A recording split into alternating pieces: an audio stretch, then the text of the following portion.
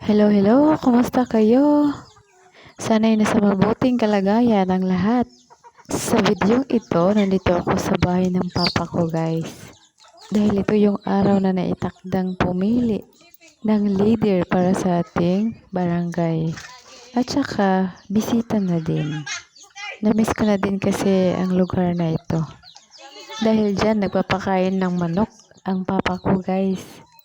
At naaaliw akong nanonood sa mga manok na kumakain. Lalong-lalo na nung nakisali yung pigeons. Naaaliw ako sa kanila dahil ang tataba nila at ang lalakas nilang kumain sa pagkain ng manok. By the way guys, itong mga pigeons na to, sabi ng papa ko, hindi talaga yan amin, hindi talaga yan sa kanya. Sa kapitbahay namin yan guys, mga 30 meters away. Ang distansya ng layo sa bahay namin ng original na may-ari sa pigeons. Nung nag-transfer yan sa bahay namin, dalawa pa lang sila guys. Pero ngayon ang dami na nila at saka meron ding nagpupugad doon sa bubong namin. At sabi din nila guys, itong mga pigeons, ang gusto nila yung matahimik na lugar or peaceful ang paligid.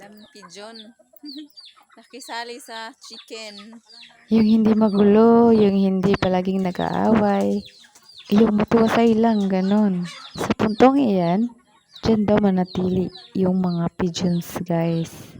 Sino din ba namang hindi gusto yung matiwasay na buhay, no? Nakisali yung pigeon. Ang taba. Talagang naaaliw ako sa kanila nanonood, guys. At dahil na din siguro mahilig ako sa ibon. Hindi ko lang nabanggit guys, 5 years ago, nag-aalaga ako ng ibon. Sisiw pa lang siya at halos wala pang balahibo nung nag-start akong nag-alaga sa kanya. Hanggang ganyan siya kalaki. At parang namimiss niya ako niyan. 2 days kasi yun na hindi niya ako nakita. At pagbalik ko, parang kinikis niya yung nose ko. Halatang namimiss niya ako. Nakakamiss din yung mga panahon na yun.